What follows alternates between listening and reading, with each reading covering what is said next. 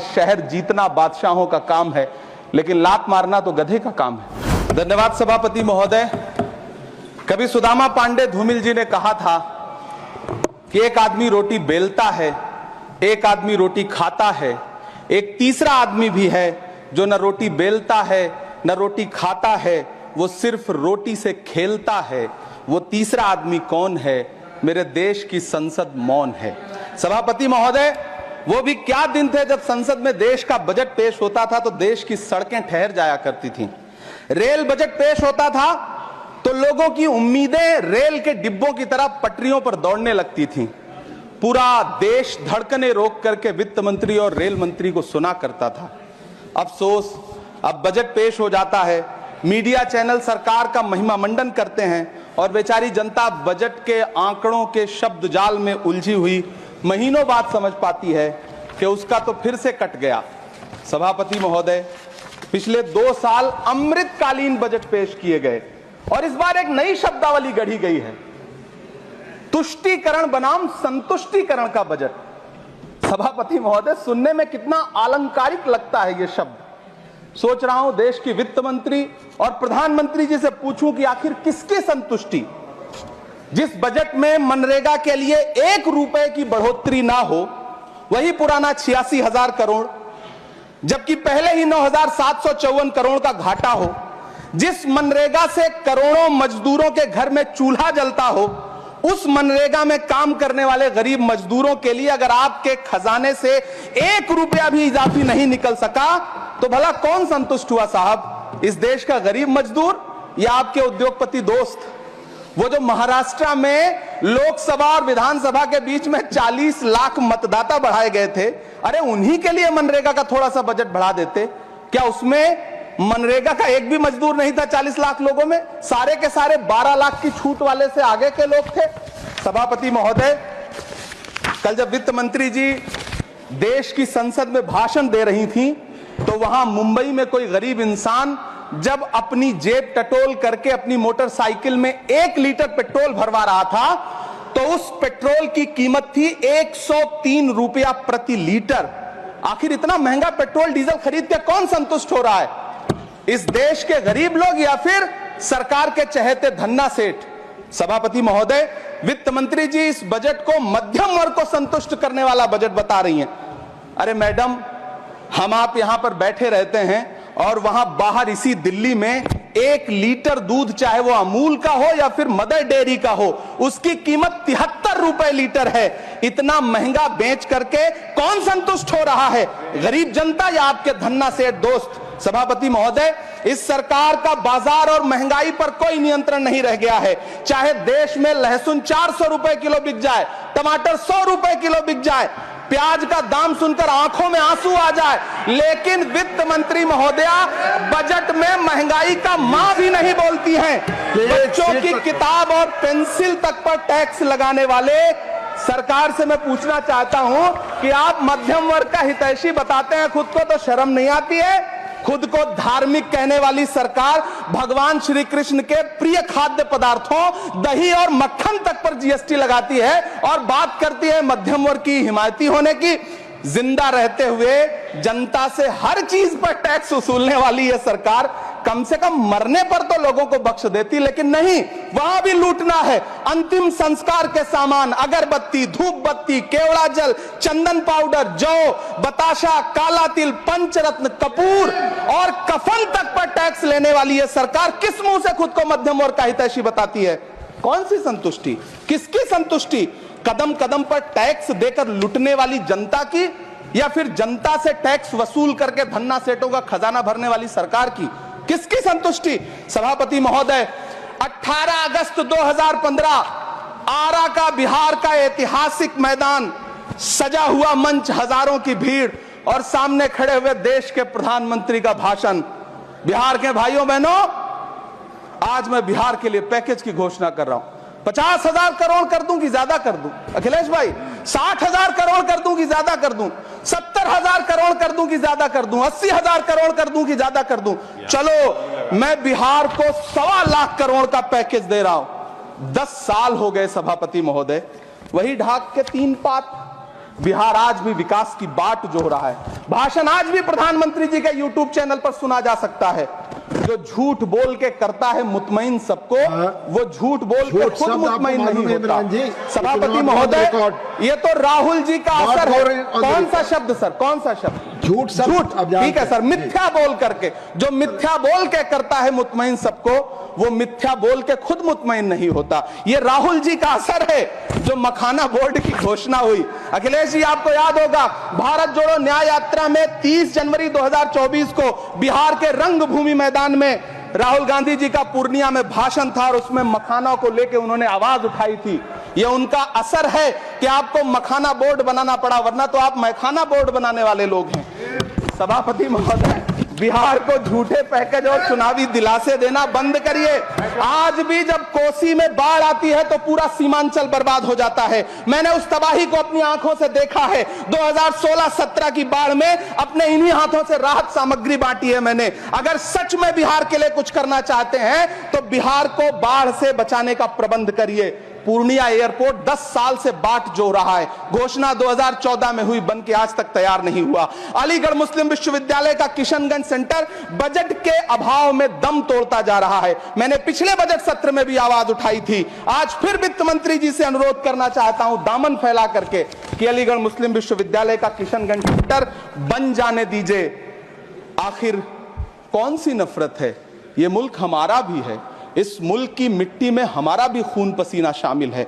हमसे इतनी भी क्या नफरत? रिश्तों की ये नाजुक डोरें तोड़ी थोड़ी जाती हैं। अपनी आंखें दुखती हो तो फोड़ी थोड़ी जाती हैं। सभापति महोदय, अल्पसंख्यक मंत्रालय का बजट काटकर मौलाना आजाद नेशनल फेलोशिप बंद कर देना, प्री मैट्रिक स्कॉलरशिप बंद कर देना, नई मंजिल योजना बंद करना, धरोहर योजना बंद करना। 2024-25 के बजट में माइनॉरिटी मिनिस्ट्री के लिए 3183 करोड़ रुपए की घोषणा हुई, लेकिन देश को हैरत होगी कि बाद में समीक्षा करके लगभग आधा कर दिया गया, 1868 करोड़ रुपए। मुझे सरकार से पूछना है कि कौन संतुष्ट हुआ? इस देश का अल्पसंख्यक संतुष्ट हुआ है या आप संतुष्ट हुए? किसका संतुष्टीकरण? सभापति महोदय, मैं प्रधानमंत्री जी से कहना चाहता हूं कि आप ही ने 1 मार्च 2018 को किंग अब्दुल्ला को, जॉर्डन के किंग अब्दुल्ला को मेहमान बना करके इसी दिल्ली में एक कॉन्फ्रेंस में कहा था कि मैं मुसलमानों के एक हाथ में कंप्यूटर और दूसरे हाथ में कुरान देना चाहता हूं। कंप्यूटर देने की बात तो छोड़िए, पढ़ाई के लिए जो स्कॉलरशिप मिल रही थी उसको भी छीन लिया आपने। किसको संतुष्ट करने के लिए? हम समझते हैं इस साजिश को। आप माइनॉरिटी मिनिस्ट्री का बजट काटते काटते एक दिन मिनिस्ट्री को ही बंद कर देना चाहते हैं। वो जहर देता तो सबकी नजर में आ जाता, सो ये किया कि हमें वक्त पर दवाएं न दी।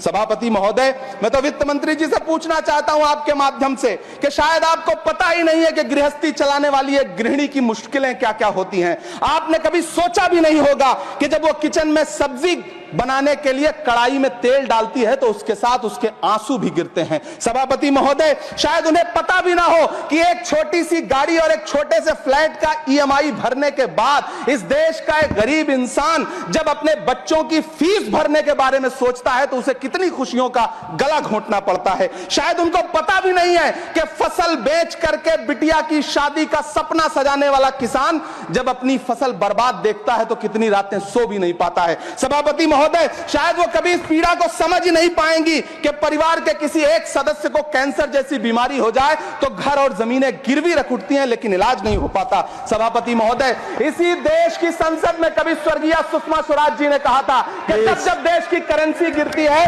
तब देश की प्रतिष्ठा गिरती है। एक तरफ कोलंबिया जैसा छोटा सा देश और उसके प्रधानमंत्री गुस्तावो पेत्रो खड़े हैं जो कोलंबिया के नागरिकों को हथकड़ी लगाकर लाने वाले जहाज को अमेरिका बैरंग वापस लौटा दे रहे हैं, और दूसरी तरफ हमारे प्रधानमंत्री जी खड़े हैं जो बेड़ी और हथकड़ी लगा करके लाए गए बेटों के अपमान पर एक शब्द नहीं बोल रहे।